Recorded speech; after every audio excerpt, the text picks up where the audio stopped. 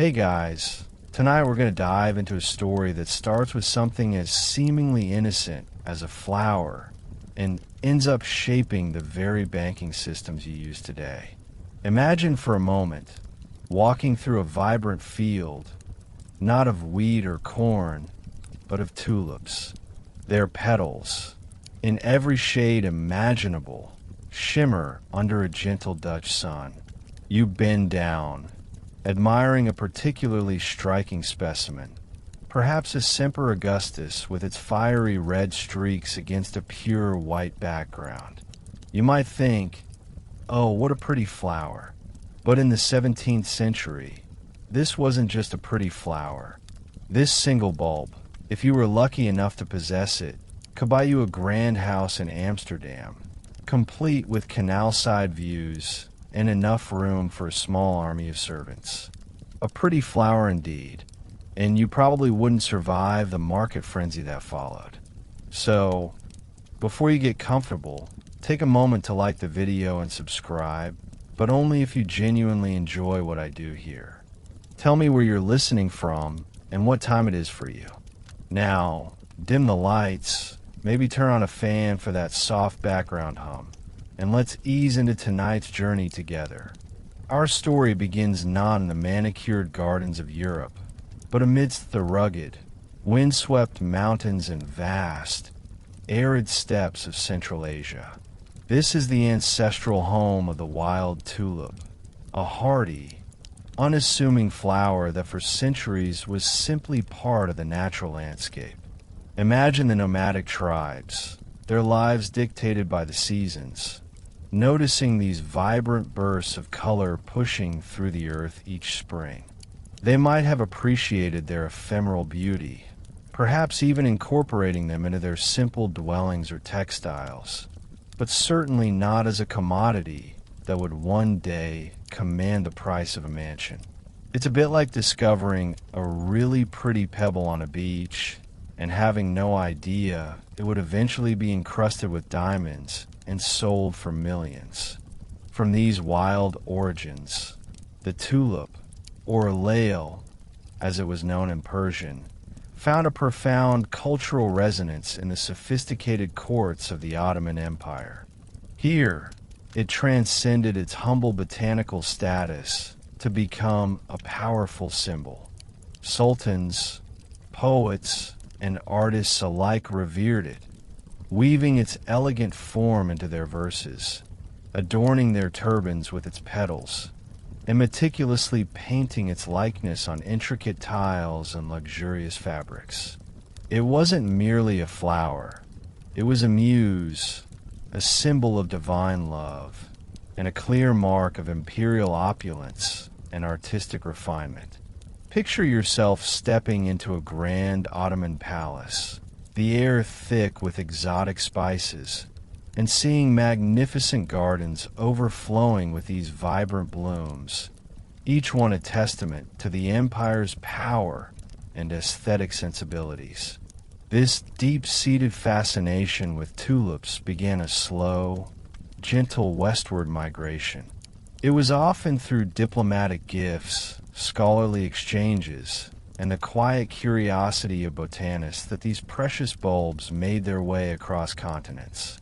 One of the earliest documented appearances of tulips in Western Europe was in the mid-16th century, when Oger Gisland de Busbecq, an Austrian ambassador to the Ottoman Empire, sent some bulbs back to Vienna. He was simply sharing a botanical curiosity from his travels, utterly oblivious that his thoughtful gesture would eventually sow the seeds of a future financial maelstrom. You can almost hear him saying, "Oh, just a few pretty bulbs for the garden, nothing to worry about." Little did he know, those few bulbs carried the potential for widespread financial chaos. From Vienna, these exotic bulbs continued their slow journey across Europe, primarily circulating among botanists, university gardens, and the very wealthy elite. They were cultivated with meticulous care, admired for their rarity, their unusual cup shape, and especially for the striking broken patterns. those dramatic streaks of color caused by a mosaic virus, though the science of viruses was centuries away. To the 16th century observer, these unpredictable, fiery patterns were simply a marvel of nature, adding to the tulip's mystique and allure. At this stage, the tulip was a scientific wonder, a luxury item for the extremely affluent, and a quiet object of scholarly interest. It was still far from the speculative asset it would become. You might imagine a curious botanist in a quiet study, meticulously sketching a new tulip variety, noting its characteristics, and perhaps pondering its botanical lineage. This was a slow, measured appreciation, a stark contrast to the frantic shouting and desperate bidding that would soon erupt in Dutch taverns.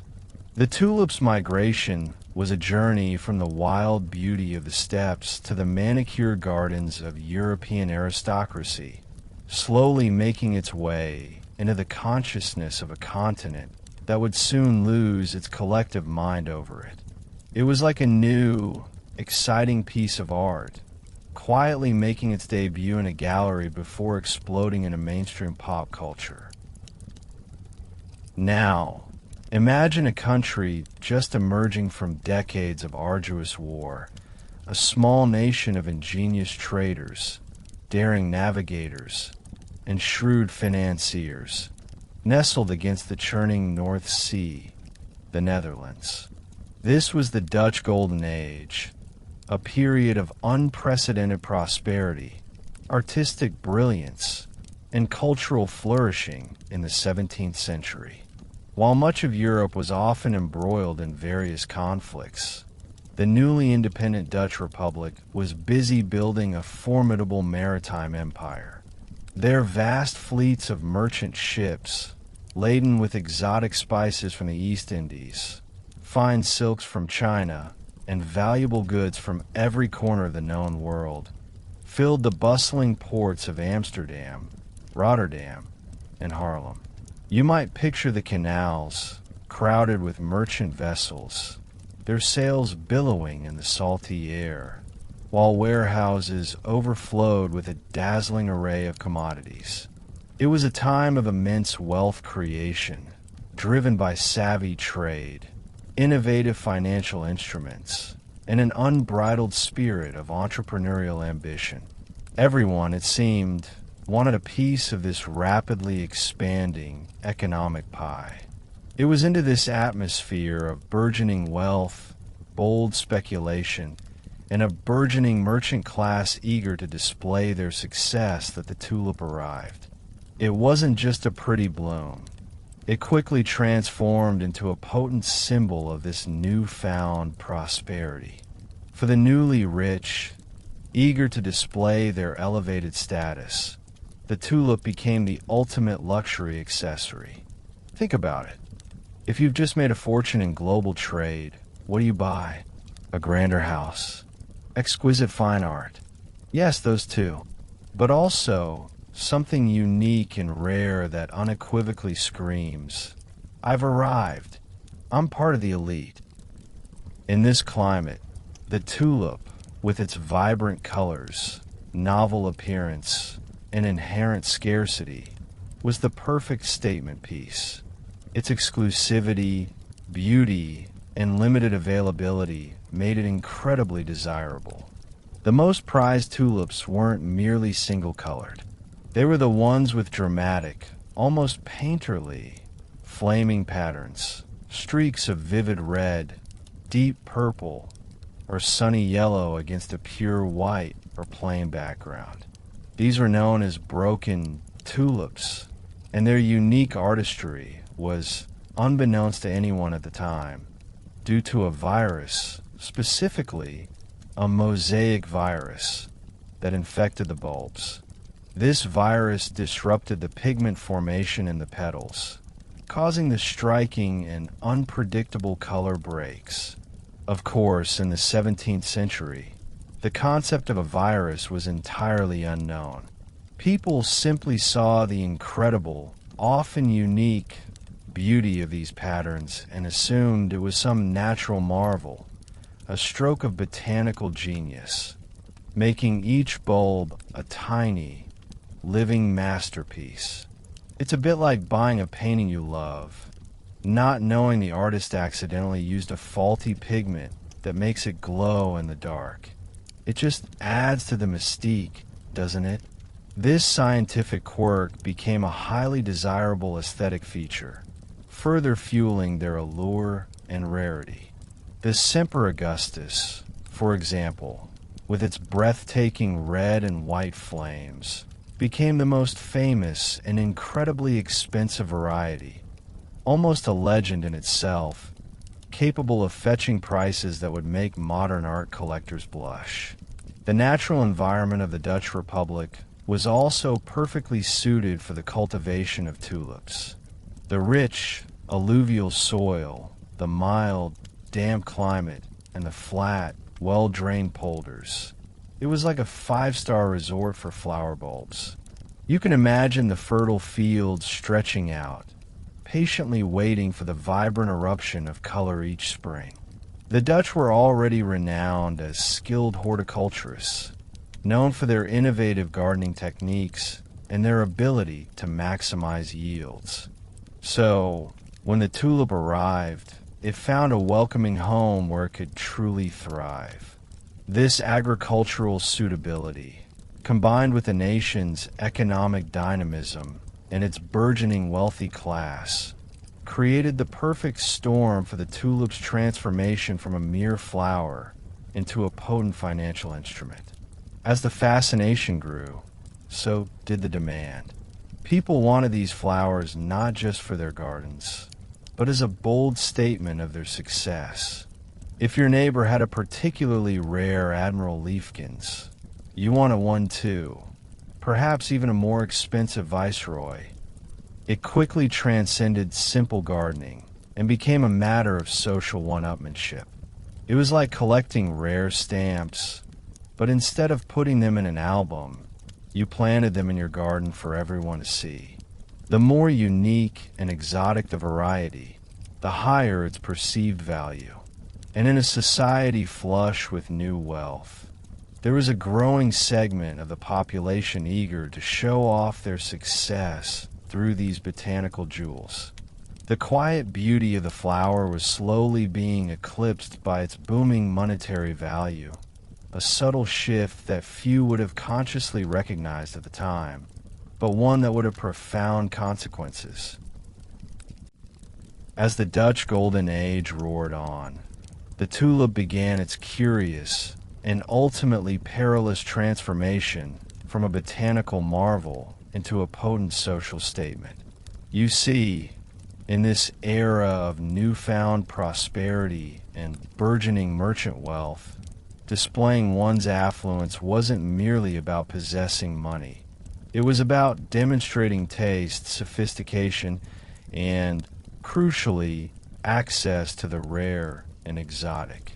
And what could be more exotic, more rare, and more exquisitely beautiful than a perfectly broken tulip, its petals streaked with impossible, virus-induced colors? It was the ultimate flex, a true status symbol, long before anyone in modern times even conceived of such a term. Imagine walking into a wealthy merchant's opulent home, not just seeing lavish tapestries, imported porcelain, and gleaming silver, but a single, perfect tulip bulb, perhaps displayed in a delicate glass vase, commanding attention in the center of the room. It wasn't just a flower. It was a conversation piece, a whispered testament to your connections, your discerning taste, and your undeniable financial prowess. The shift was insidious, gradual, almost imperceptible at first. What began as a genuine, almost academic, appreciation for botanical beauty slowly, almost subconsciously, morphed into a competitive pursuit of rarity and exclusivity. If you had a common, single-colored tulip, well, that was pleasant enough. But if you possessed a viceroy, or even better, a legendary Semper Augustus, you weren't just a gardener. You were a connoisseur, a person of immense influence, someone who clearly moved in the highest echelons of society. The desire to own these unique and increasingly expensive varieties became an incredibly powerful social driver. It was like everyone suddenly decided that the most important thing in the world was to own a specific, slightly odd-looking pet rock, and the rarer the rock, the more important you were. Except, in this case, the pet rocks were alive, breathtakingly beautiful, and astronomically expensive. This burgeoning social cachet meant that the price of the most sought-after bulbs began to climb steadily, then rapidly. It was no longer just about the intrinsic beauty of the flower itself. It was about what owning that specific flower said about you, about your position in society. It was about status, about belonging to an exclusive club of the truly wealthy and discerning. You can picture the lavish dinner parties, the hushed conversations about who had managed to acquire the latest, most stunning variety, perhaps even a new break that had just appeared. The competition wasn't just in the market. It was in the social circles, a quiet but intense battle of botanical one-upmanship, where the most exquisite tulip became the ultimate trophy. This was particularly true for the broken tulips, which, as we discussed, were infected with a virus. This virus made their patterns unpredictable and uniquely individual, meaning no two broken tulips were exactly alike.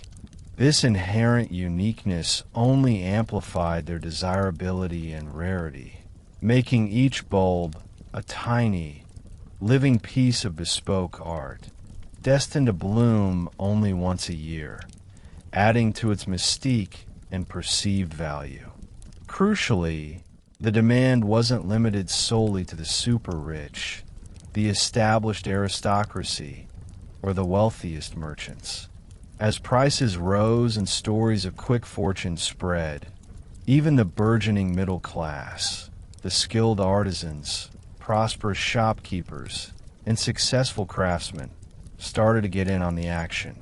They saw their wealthier neighbors, and even some of their peers, making seemingly effortless fortunes from these flowers, and they, too, wanted a piece of that prosperity.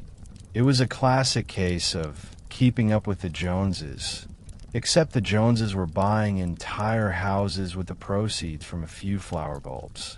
This broadening of participation meant that the demand for tulips wasn't just coming from a small, insular elite. It was spreading virally through society, creating an ever wider base for the burgeoning and increasingly unstable market. Everyone, it seemed, wanted to be part of this exciting, seemingly foolproof new trend. This era also saw the rapid rise of specialized tulip growers and professional traders. People began to dedicate entire fields, their entire livelihoods, to cultivating these precious bulbs. They weren't just hobbyists anymore. They were shrewd professionals, carefully nurturing their stock, hoping for that rare, perfect break that would fetch an astronomical price. Imagine the tension, the anticipation, as they waited for their bulbs to bloom, hoping for a pattern that would make them rich beyond their wildest dreams. It was a gamble, certainly, but one that promised immense, almost unimaginable rewards. The social currency of the tulip was rapidly and irrevocably transforming into literal currency, paving the way for the speculative frenzy that was just around the corner. The flower had truly ascended, from a simple plant to a symbol of everything the Dutch Golden Age held dear: wealth, beauty, ambition, and, ultimately, a dangerous form of collective delusion. With the tulip firmly established as a coveted luxury item and a powerful status symbol, it was only a matter of time before its market rapidly shifted from one of quiet botanical admiration to one of frantic, profit-driven speculation. This is where the true market madness begins, transitioning from gentle gardening to a chaotic, high-stakes trading floor.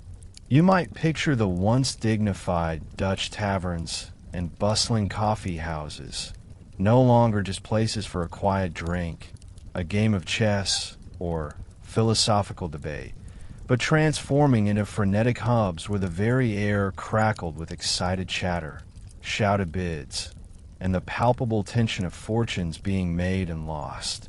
This wasn't an organized stock exchange as we know it today, with its strict rules and electronic screens, but a more informal, yet incredibly intense and volatile marketplace. At first, the trade was straightforward enough. A tulip grower would sell a physical bulb to a collector or another grower. But as demand soared and prices climbed to dizzying heights, the bulbs themselves became too valuable, too precious, and too cumbersome to be handled casually in daily transactions. Think about it.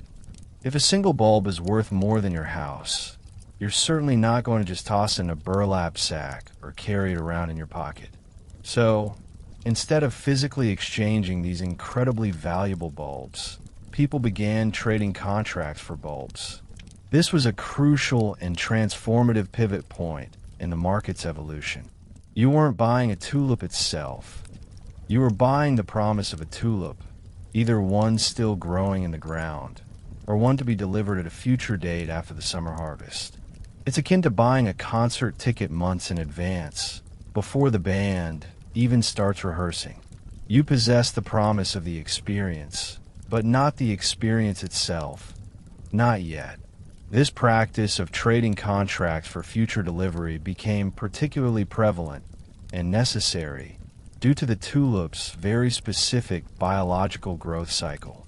You plant the bulbs in the autumn, they bloom beautifully in the spring, and then they are harvested and stored in the summer. For much of the year, especially during the winter months when the frenzy peaked, there were no physical bulbs readily available to trade. So, the logical workaround for these clever and opportunistic Dutch merchants was to trade the paper that represented them. These informal exchanges took place in specialized meeting spots, often called colleges or clubs, where traders would gather to discuss prices, exchange information or misinformation, and strike deals. You might imagine the scene. A smoky, crowded room, the clinking of tankards, the murmur of dozens of voices, punctuated by shouts of bids and offers for invisible, yet incredibly valuable, flowers. This fundamental shift to trading contracts had an immediate and profoundly destabilizing effect. It completely detached the perceived value of the tulip from its reality as a simple plant. Now, its price was determined not by its inherent beauty, its rarity, or its potential to produce more bulbs, but solely by what someone else was willing to pay for the promise of it. This created a highly speculative environment, a pure gambling den. People weren't buying tulips to plant them in their gardens and enjoy their blooms. They were buying the contracts solely with the intention of selling them to someone else for an even higher price, hoping to make a quick, effortless profit. It was a purely speculative game, driven by the almost universal belief that prices would always continue to go up. Everyone, it seemed, wanted to get rich quick, and tulips in this intoxicating environment appear to be the fastest, most foolproof way to do it. One quirky tidbit from this period that highlights the informal nature of this market is the significant role of taverns in the trading. While some more formal exchanges did exist, a vast amount of the trading, especially as the frenzy grew to its peak, happened in these less formal, often boisterous settings. Bartenders would frequently act as informal brokers, keeping track of sales, facilitating deals, and even extending small amounts of credit. Imagine trying to buy a house today, and your real estate agent is also pouring you a pint. It certainly adds a certain chaotic charm, doesn't it? This pervasive informality also meant that many deals were done on a mere handshake, relying heavily on trust within the merchant community.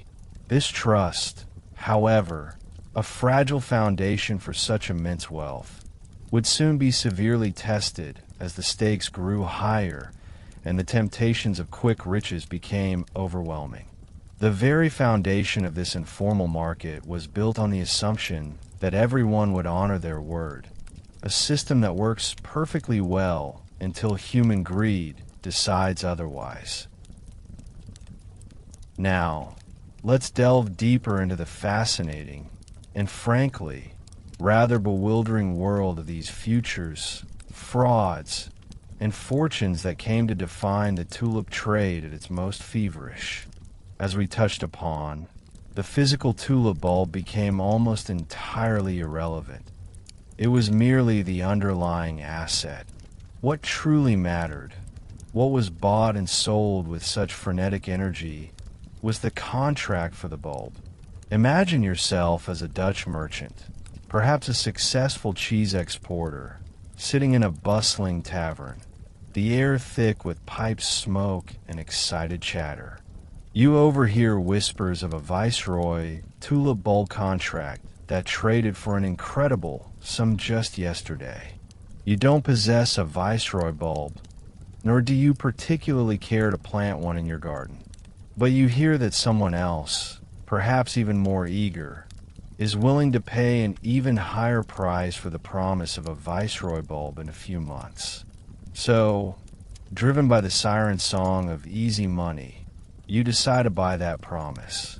This is where the concept of a futures contract truly took hold, albeit in a very informal, unregulated, and often precarious way. You would agree to buy a specific tulip bulb, say a legendary Semper Augustus, for a certain price, to be delivered at a future, specified date, typically after the summer harvest when the bulbs would be physically available. Crucially, you didn't pay the full price up front. Instead, you put down only a small deposit, a mere fraction of the bulb's supposed future value. This was effectively buying on margin, or with credit, a practice that would become a cornerstone of modern finance, but, in this context, was a recipe for disaster. Think of it like this. You desperately want to buy a very expensive, limited edition car, but you only have enough for the down payment. You believe the car will be worth even more in a few months, so you put down your deposit, hoping to sell your contract to someone else for a profit before you ever have to pay the full amount or even lay eyes on the car. This system was incredibly intoxicating and dangerously alluring. Why? Because it allowed people with relatively little actual capital to speculate on incredibly valuable assets. You didn't need to be a millionaire to get into the tulip game. You just needed enough for a small deposit. This low barrier to entry opened the floodgates, drawing in people from all walks of life. Wealthy merchants, skilled artisans, humble servants, even chimney sweeps. Everyone, it seemed, wanted a piece of the action, convinced they could make a fortune overnight. It was the ultimate get-rich-quick scheme, or so it seemed at the time. You could, theoretically, make an astronomical fortune without ever touching a trowel or getting a speck of dirt under your fingernails. The contracts themselves were often simple pieces of paper, sometimes just a hastily written note, exchanged with a handshake in the bustling taverns. There was no central clearinghouse, no regulatory body overseeing these transactions, no official records. It was a wild, wild west of finance, built on trust that was about to be shattered. This glaring lack of regulation meant that fraud was rampant and almost impossible to police. Imagine someone selling you a contract for a rare Semper Augustus, only to deliver a common, single-colored tulip bulb when the time came for delivery. Or worse, imagine they simply vanish with your deposit, leaving you with nothing but a worthless piece of paper.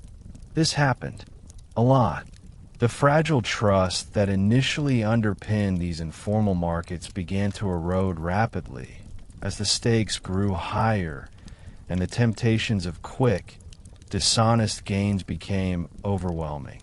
It was a system built on promises, and promises, as we know, can be as fragile as a tulip petal in a strong wind. A mainstream historical fact here is that this period, despite its chaotic nature, saw the emergence of what we now recognize as rudimentary financial derivatives. While certainly not as sophisticated or standardized as modern derivatives, these tulip contracts functioned in a remarkably similar way, allowing speculation on the future price of an asset without immediate physical ownership. This was a significant, albeit accidental, step in the evolution of financial markets, even if it was born out of a floral obsession. It showed how human ingenuity, even when driven by irrational exuberance, can stumble upon new economic tools and concepts, paving the way for future financial innovations. The prices fueled by this easy credit, rampant speculation, and the intoxicating allure of quick riches began to climb to truly absurd levels. A single Viceroy bulb, for example, was reportedly traded for a carriage, 2 gray horses, and a complete set of harnesses. Another anecdote, widely cited, tells of a Semper Augustus bulb being exchanged for 12 acres of prime building land. Think about that for a moment. A flower bulb, not a diamond, not a gold nugget, but a flower bulb, was worth more than entire estates, more than the annual income of a highly skilled craftsman. It's like someone today offering you a small house in exchange for a particularly rare houseplant. You'd probably think they'd gone a bit mad, wouldn't you? But in the grip of tulip mania, this seemed perfectly rational, an everyday occurrence. The psychological aspect of this was profound and terrifying. As prices soared, people who had invested early saw their fortunes multiply overnight, sometimes by hundreds or thousands of percent. This created an incredibly powerful fear of missing out, FOMO, effect. You'd hear stories of your neighbor, who just last month was struggling to make ends meet, suddenly buying a grand house or a new business because of his tulip investments. Naturally, you'd think, why not me? I need to get in on this. This herd mentality, this collective delusion that prices would continue to rise indefinitely, pulled more and more people in the market from all social strata. It was a self-fulfilling prophecy for a while. The rising prices attracted more buyers, which pushed prices even higher, attracting even more buyers. It was a dizzying spiral upwards, fueled by optimism, greed, and a complete detachment from fundamental value. A quirky tidbit from this era that perfectly illustrates the sheer absurdity of the perceived value. It's said that some people who owned particularly valuable bulbs would hire armed guards to protect their gardens, fearing theft. Imagine having to put a security detail on your flower bed, protecting it more fiercely than your jewelry or your gold. It speaks volumes about how these bulbs were viewed, not as plants, but as living, breathing vaults of wealth, and their owners treated them as such. The idea of someone sneaking into your garden under the cover of darkness to snatch a few bulbs, rather than actual jewels or gold, is quite amusing in hindsight, but was deadly serious at the time. The system became increasingly detached from any underlying value. People weren't investing in the beauty of the flower, or its rarity, or its potential to produce more bulbs. They were investing purely in the belief that someone else, a greater fool, would pay more for the contract tomorrow. It was a game of hot potato, where the last person holding the potato would be the one to get burned. The stage was set for the inevitable, dramatic inflation of the bubble, a grand, collective illusion poised to shatter. As you might guess, with everyone and their distant cousin, from wealthy merchants to humble chimney sweeps, jumping into the tulip market, prices didn't just climb. They skyrocketed at an utterly dizzying pace. This was the period when the bubble inflates to truly unbelievable proportions, detaching itself entirely from any semblance of reality, like a balloon swelling to the point of bursting. Imagine the most extreme surges you've heard of in modern stock markets or real estate bubbles. Then multiply that by 1,000, and you're getting close to the sheer, irrational frenzy of tulip mania. At the absolute peak of the madness, in February of 1637, the value ascribed to some tulip bulbs reached levels that defy belief. They were literally trading for more than the annual income of highly skilled craftsmen, or even the cost of entire, grand houses in the heart of Amsterdam. A single viceroy bulb, for instance, was reportedly exchanged for an incredible list of assets: 8 fat pigs, 4 fat oxen, 12 fat sheep, 2 hogsheads of wine, for tons of beer, 2 tons of butter, 1,000 pounds of cheese, a complete bed, a suit of clothes, and a silver drinking cup. Think about that for a second. A laundry list of provisions, livestock, and personal belongings, enough to set up a small, comfortable farm and home, all for one tiny plant. It sounds like a ridiculous riddle, doesn't it? What's worth more than a farm, but fits in your pocket? The answer: a tulip bulb. This unprecedented escalation in price was not driven by any increase in the intrinsic value of the tulips themselves. The flowers hadn't suddenly become more beautiful, more rare, or harder to grow. It was purely driven by rampant speculation and the infamous greater fool theory, the pervasive belief that no matter how high the price, there would always be someone else, a greater fool, willing to pay even more. People weren't buying a tulip to plant it in their garden and enjoy its bloom. They were buying the contract for it solely with the intention of flipping it for a quick profit. And the faster the prices rose, the more desperate people became to get in, fearing they'd miss out on unimaginable wealth and the opportunity to join the ranks of the newly rich. A crucial mainstream historical fact to grasp here is the sheer scale of the prices. At its absolute peak, the price of the legendary Semper Augustus tulip bulb reportedly reached prices equivalent to a grand house on one of Amsterdam's most fashionable canals, often stated to be around 10,000 Dutch guilders.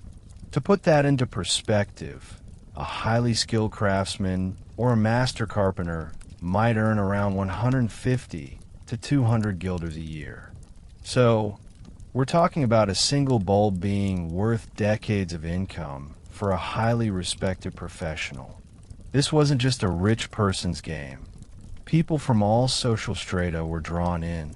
Ordinary citizens were mortgaging their homes, investing their entire life savings, and even selling their established businesses to buy into this market, convinced it was a guaranteed path to prosperity. It was a societal obsession, a collective fever dream.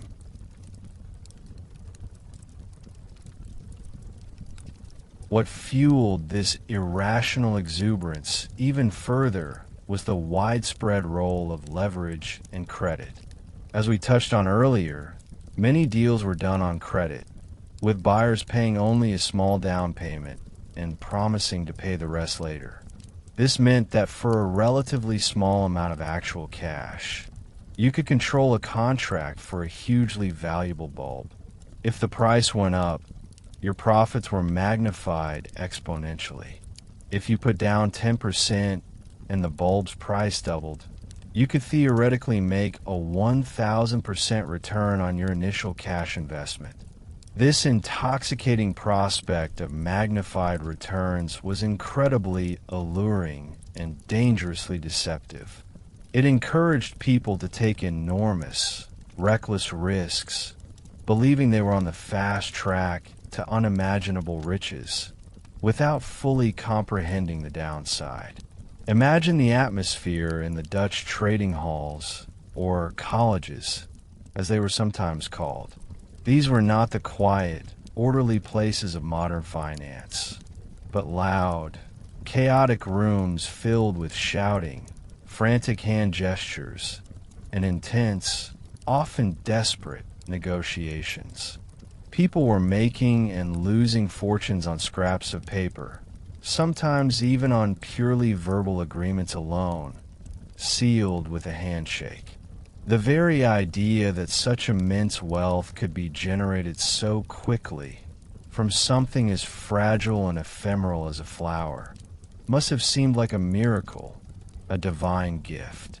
And in a time when many were still struggling, this miracle offered a powerful, almost irresistible siren song that few could resist. A quirky tidbit that perfectly demonstrates the sheer absurdity and detachment from reality. Stories are widely told of sailors accidentally eating valuable tulip bulbs, mistaking them for common onions. Imagine coming home from a long, arduous voyage, feeling a bit peckish, grabbing what you think is a humble onion to spice up your meal, only to discover you just consumed your captain's entire life savings, or perhaps even your own. The ensuing conversation probably wasn't very pleasant, or very quiet. This anecdote highlights how completely disconnected the physical object had become from its perceived financial value. The bulb was merely a vessel for a speculative price, a unit of financial exchange rather than a plan, its true nature utterly eclipsed by its inflated market value. The collective delusion was so strong that any voice of caution or reason was quickly drowned out, scoffed at, and dismissed. If you suggested that perhaps a flower wasn't really worth a mansion, you were branded as a pessimist, someone who just didn't understand the new economy of tulips, someone who was missing out on the greatest opportunity of a lifetime. Everyone believed the prices would keep going up forever, that this time was different, that the rules of economics simply didn't apply to tulips. But as history teaches us time and time again, when everyone believes this time is different, it almost never is. The bubble was now stretched to its absolute limit, vibrating with unsustainable pressure, waiting for the smallest prick to unleash its inevitable, devastating burst. You know how sometimes, when you're blowing up a balloon, there's that moment just before it pops when it feels incredibly taut, almost vibrating with the pressure, signaling its imminent demise. That's exactly where the Dutch tulip market was in early February of 1637. The air was thick with frenzied speculation. Fortunes were being made and lost on paper, and then, without a grand declaration or a major event, the balloon pricked. This was the echo of the crash, the sudden, brutal, and utterly inevitable burst of the tulip bubble. There isn't one single, universally agreed upon trigger for the collapse.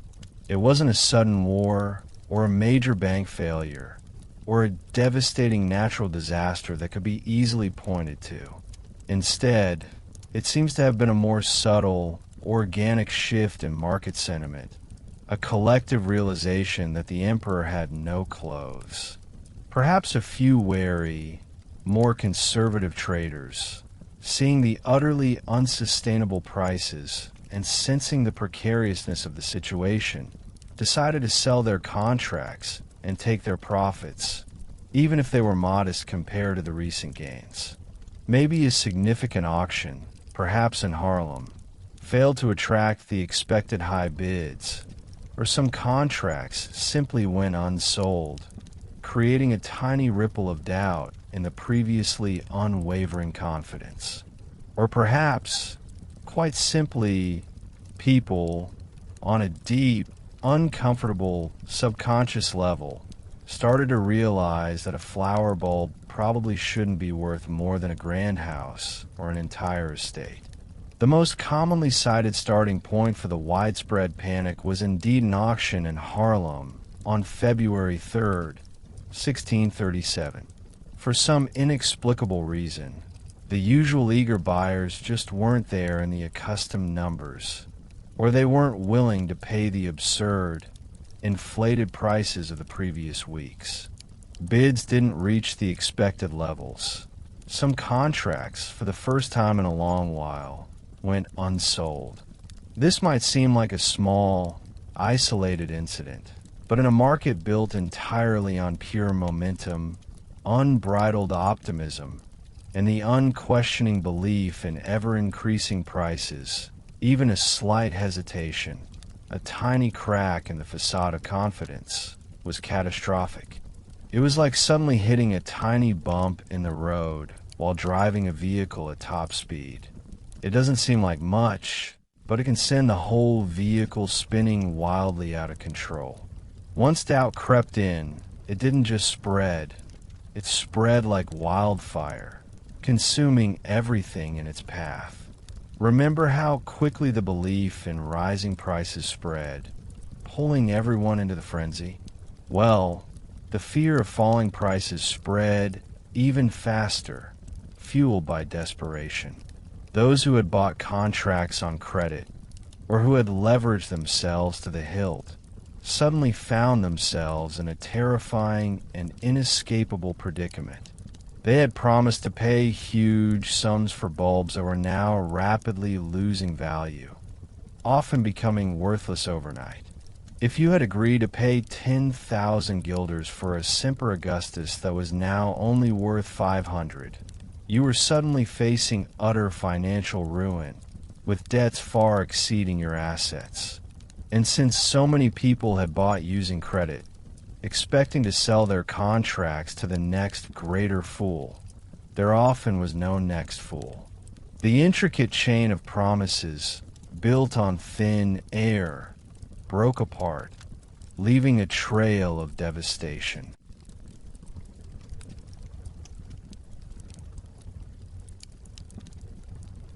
A chilling mainstream historical fact. Within a matter of days, prices for many tulip varieties plummeted by as much as 90%, and some bulbs became virtually worthless overnight.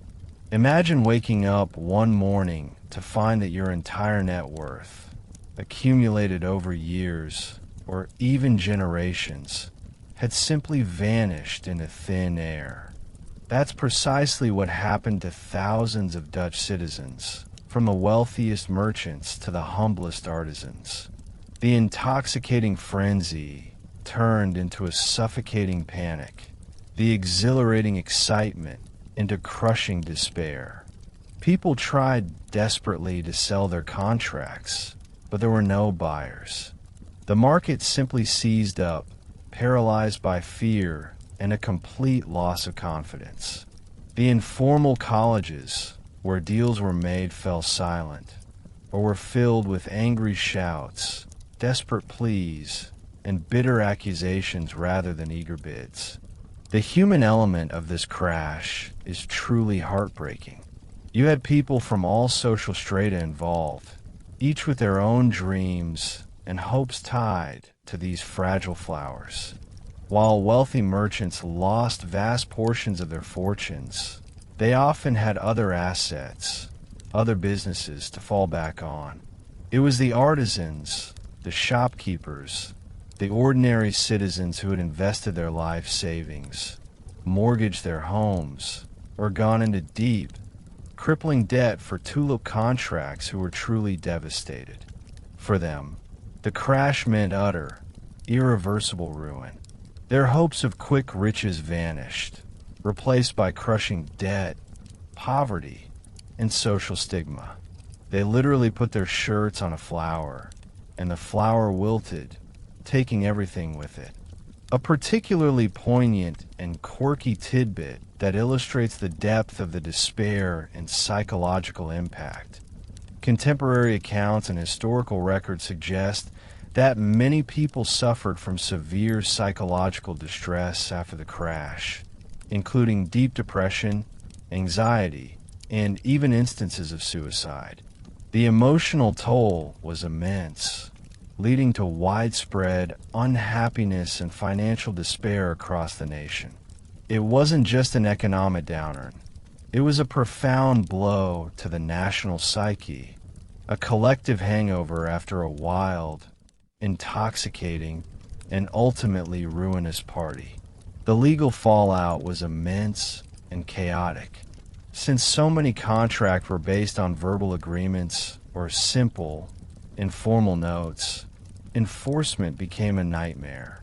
Who owed whom? And for what value, given the plummeting prices? The courts were overwhelmed with a deluge of disputes, but often there was no clear legal precedent or established mechanism to resolve these unprecedented failures. Many contracts simply dissolved, leaving sellers unpaid and buyers ruined, with no recourse. The trust that had allowed this informal market to flourish evaporated instantly, replaced by suspicion, resentment, and a profound sense of betrayal. The dream of easy money shattered into a million pieces, leaving behind a bitter taste and a stark, unforgettable lesson about the dangers of unchecked speculation and collective delusion. So, the dust settled on the frantic, now silent, tulip market, leaving behind a trail of widespread financial devastation and a profoundly sobered Dutch population. This was the immediate period of aftermath and lessons, a time when Dutch society had to painstakingly pick up the pieces, assess the damage, and confront the harsh reality of what had just happened.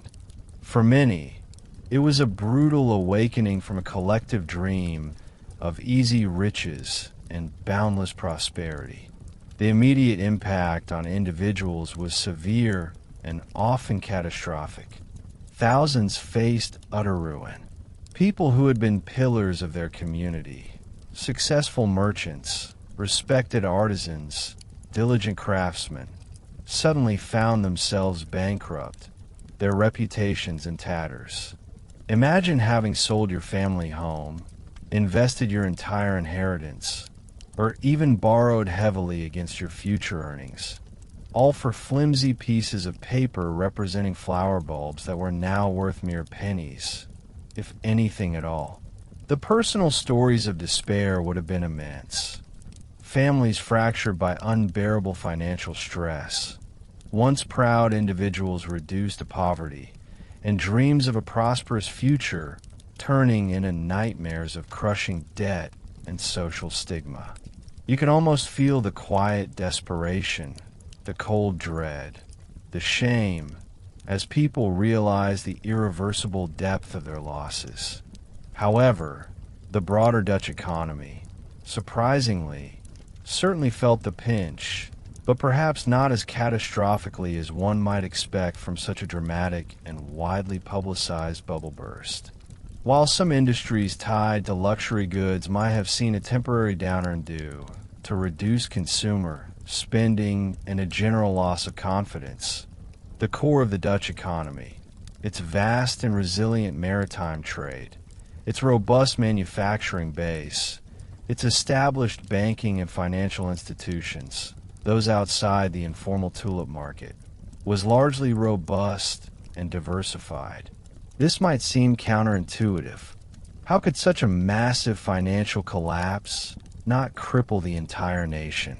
Well, for one, the tulip market, while extensive and socially pervasive, was still somewhat isolated from the fundamental productive sectors of the economy. It was more of a speculative sideshow, a feverish gambling den, rather than the true engine of the economy itself. Think of it like a very large, very public casino that suddenly goes bust. It hurts everyone inside, but the city outside continues to run, albeit with a bit of somber mood. Nevertheless, the psychological impact on the Dutch people was profound and long-lasting. The tulip crash served as a powerful, painful, and unforgettable lesson about the inherent dangers of irrational exuberance, unchecked speculation, and the formation of asset bubbles.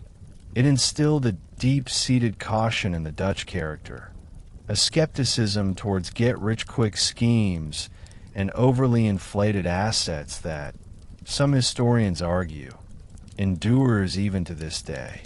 You might still hear Dutch people express a quiet, almost inherent distrust of overly speculative investments, a subtle echo of the tulip experience reverberating through centuries.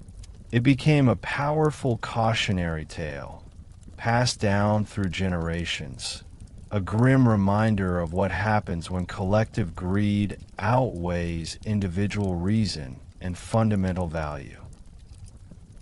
A crucial mainstream historical fact is that the Dutch economy, despite the widespread individual ruin and the emotional toll, demonstrated remarkable resilience. The country's underlying strengths, its efficient markets, its strong global trade networks, its sound public finances, and its relatively stable political institutions, apart from the informal tulip market itself, allowed it to absorb the shock without collapsing entirely. While there were widespread calls for government intervention to enforce broken contracts or compensate losses, the authorities largely adopted a hands-off approach. They felt that those who had participated in such speculative ventures should, by principle, bear the consequences of their own choices and risks. This stance, while perhaps harsh for those who lost everything, arguably reinforced principles of individual responsibility and the inherent, unavoidable risks of unchecked speculation, setting a precedent for future market interventions, or lack thereof. One particularly poignant and quirky tidbit is how quickly the memory of the actual flower began to reclaim its status as a beautiful plant rather than a financial instrument. After the crash, tulips were still cultivated, but their value plummeted to much more sensible, affordable levels. People could once again buy and enjoy them for their aesthetic appeal, their vibrant colors, and their natural beauty, rather than their speculative price. It was almost as if the flower itself sighed in relief, shedding its burdensome financial mantle and returning to its humble, lovely origins. Imagine the joy of someone who genuinely loved tulips, finally being able to afford a beautiful specimen without having to sell their house or mortgage their future. It brought the tulip back to earth, quite literally, allowing its true beauty to shine once more, unburdened by irrational valuations. The aftermath also led to a more widespread, albeit informal, understanding of market psychology. People observed firsthand how quickly herd mentality could take over, how rumor and excitement could inflate prices far beyond any rational value, and how a sudden, collective loss of confidence could trigger a catastrophic collapse. While formal economic theory was still centuries away from being fully developed, the practical lessons of tulip mania were clear for anyone willing to see them. It was a brutal, real-world economics lesson that the Dutch wouldn't soon forget, shaping their approach to investment, risk management, and financial prudence for centuries to come, influencing future generations of merchants, bankers, and policymakers alike. The profound shockwaves of the tulip crash didn't just leave an indelible mark on individual fortunes and the collective psyche. They also prompted a quiet, yet ultimately significant, shift in how societies, particularly governments, thought about the very nature of financial markets. This led directly to authorities, perhaps reluctantly at first, considering ways of regulating the unregulated. Before the tulip mania, financial exchanges were largely informal, built on a foundation of trust, reputation, and a gentleman's agreement, as you've seen with those handshake-based tulip contracts in taverns. The very idea of direct government oversight of something as seemingly innocuous as a flower market seemed utterly preposterous, even an infringement on personal liberty. But the unprecedented scale of the financial ruin and the widespread social unrest and despair it caused demanded a serious and thoughtful response from the governing authorities. While there wasn't an immediate, sweeping legislative overhaul that created modern financial regulations overnight, history rarely moves that quickly or with such sudden, dramatic shifts. The tulip crash certainly pushed authorities and influential thinkers toward a greater understanding of the need for oversight. You might imagine the intense, often heated debates in the Dutch States General, the National Assembly. How do we prevent this kind of madness from ever happening again? Should the government intervene in private contracts, even those based on speculation? These were complex questions with no easy answers, especially in a nation built on the principles of free trade, individual enterprise, and minimal government interference. One of the key, undeniable lessons that emerged was the inherent danger of trading futures contracts without proper collateral or robust enforcement mechanisms. As you recall, many deals were simply agreements to pay later with minimal or no down payments. When prices collapsed, the entire chain of payment broke down, leading to countless defaults and a tangled web of broken promises.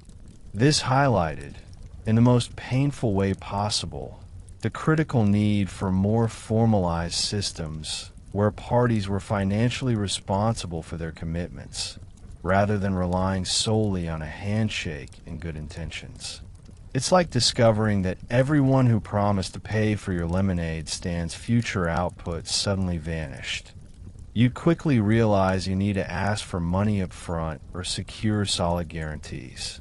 A crucial mainstream historical fact is that, while not directly causing the creation of modern stock exchanges, the incident certainly contributed significantly to a growing understanding of the need for more formal, standardized exchanges and clearer rules for financial transactions. Over time, this understanding, reinforced by subsequent smaller panics, led to the gradual development of more structured stock exchanges and commodities markets that required specific collateral, standardized contracts, and clearer rules for trading. These nascent steps, often slow and incremental, were aimed squarely at reducing the wild, speculative, and often fraudulent nature that had characterized the informal tulip market. They sought to inject a vital dose of predictability, transparency, and accountability into what could otherwise be a chaotic and destructive free-for-all. The crash also vividly exposed the profound problems of information asymmetry and outright market manipulation. In the unregulated tulip market, rumors could spread like wildfire, inflating prices based on false promises exaggerated claims about a bulb's rarity, or even outright lies. There was no transparency, no official record of transactions, and no way to verify claims. This meant that unscrupulous traders could easily take advantage of the less informed, selling them contracts for bulbs at wildly inflated prices and then simply disappearing when the market turned south. This is a fundamental problem that modern financial regulations still grapple with, preventing insider trading, market manipulation, and ensuring fair disclosure.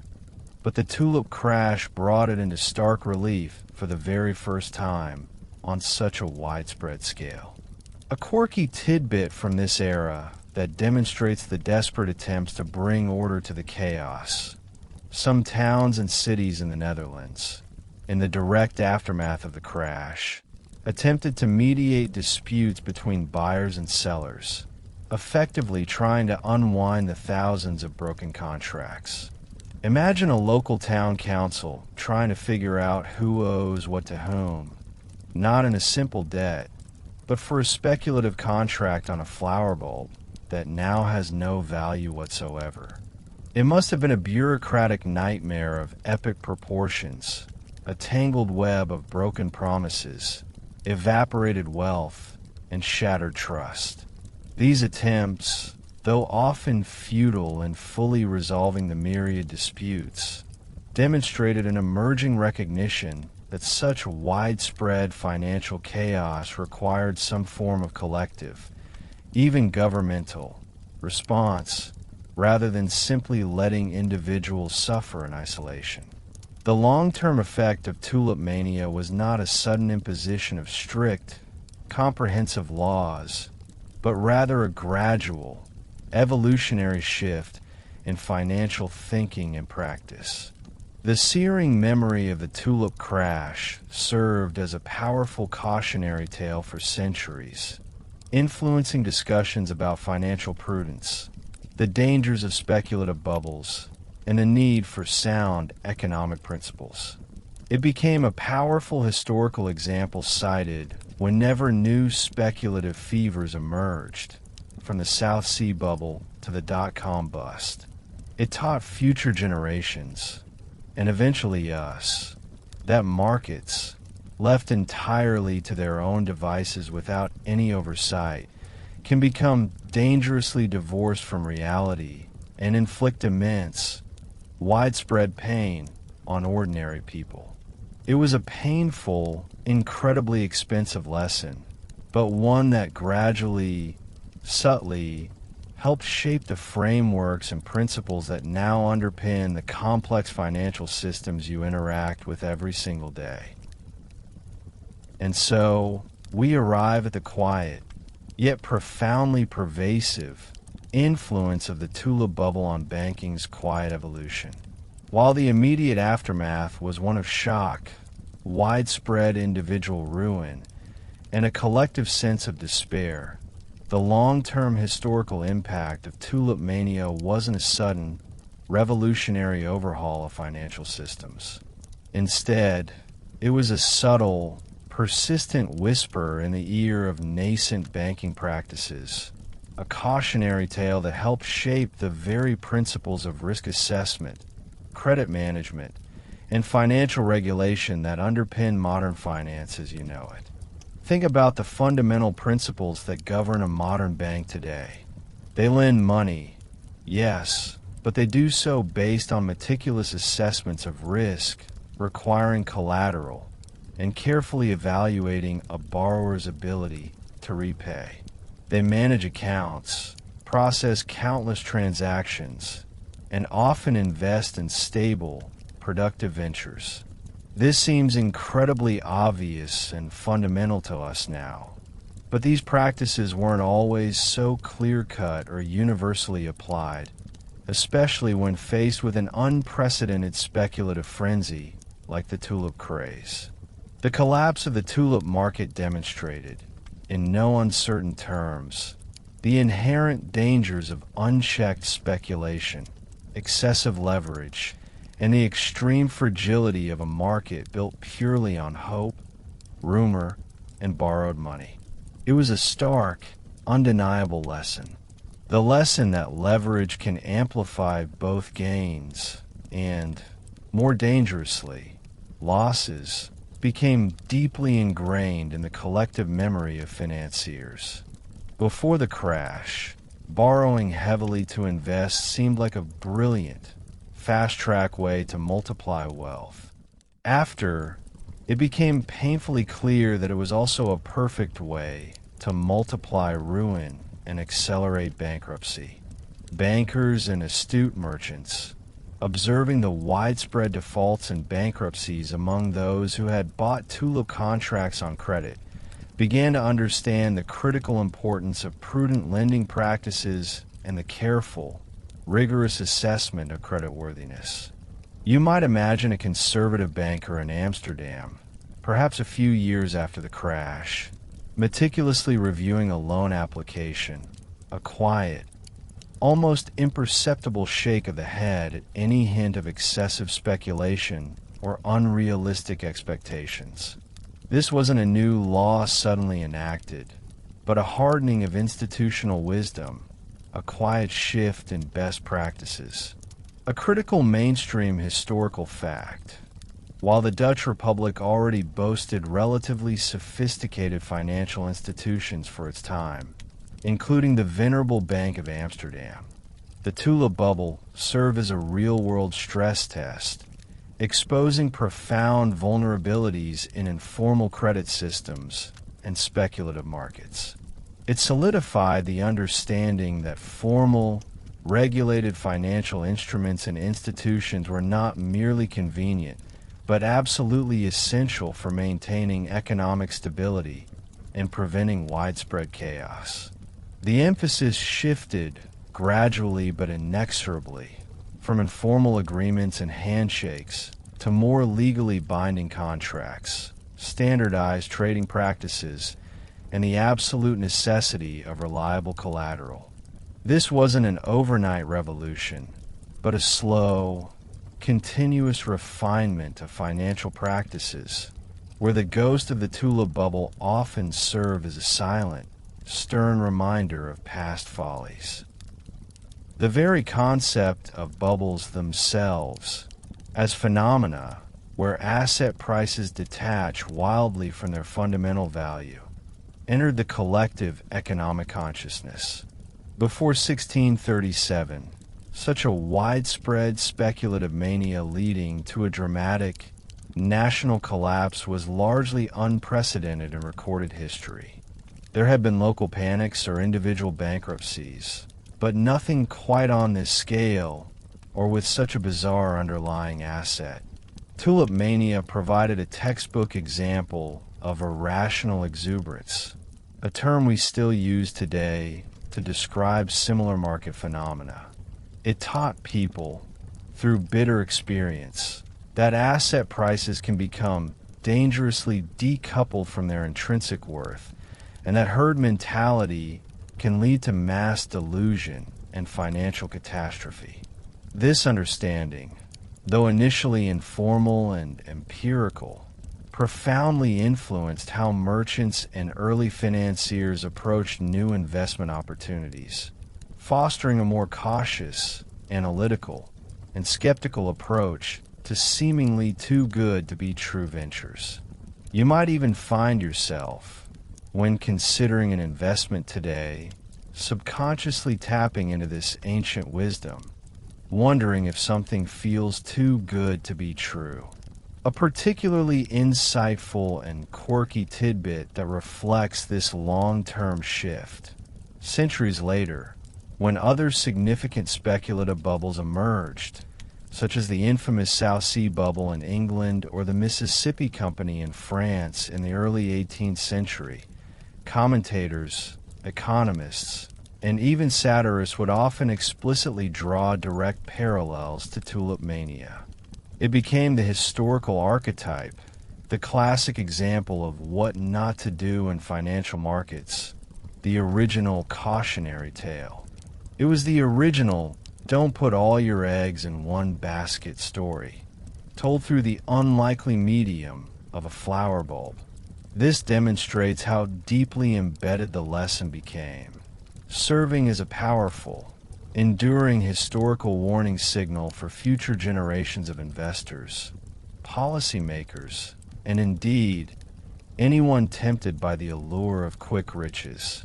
So, when you use your banking app, or sign a loan agreement, or even just consider putting money into a savings account, know that you are implicitly benefiting from profound lessons learned the hard way centuries ago in the chaotic taverns and quiet gardens of the Dutch Golden Age. The careful regulations that protect your deposits, the emphasis on collateral for loans, the rigorous understanding of risk. These were all subtly shaped by the intoxicating beauty and eventual devastation of the humble tulip. Its brief, flamboyant dance in the financial spotlight left an indelible mark, helping to forge the robust, if sometimes still perplexing, financial world you navigate every day. The next time you see a tulip, perhaps give it a quiet nod for its unlikely, yet profound, contribution to the very bedrock of modern banking. Now, as the last echoes of the tulip market fade, allow your mind to drift. The story of financial markets, like the gentle rustle of leaves in a soft breeze, continues to unfold, always with new chapters, new lessons. But tonight, you've journeyed back to a time when a simple flower held the power of fortunes, and its fall taught the world a quiet, enduring wisdom. Feel the weight of history settling around you, a comforting blanket of knowledge. The world keeps turning, and with each turn, new understanding emerges from the past. Rest easy, knowing that even the wildest moments of history can offer a peaceful path to understanding.